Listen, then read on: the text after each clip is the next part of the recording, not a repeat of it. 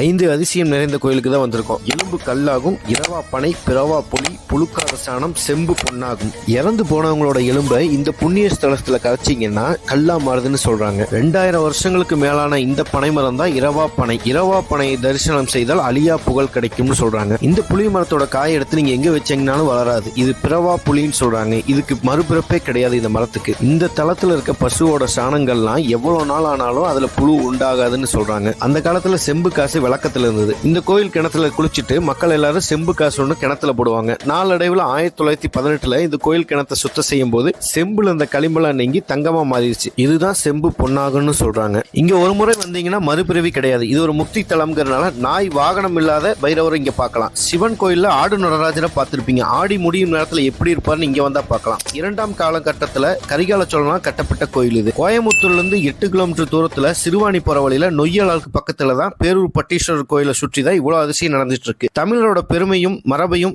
எல்லாத்திட்டையும் share பண்ணுங்க.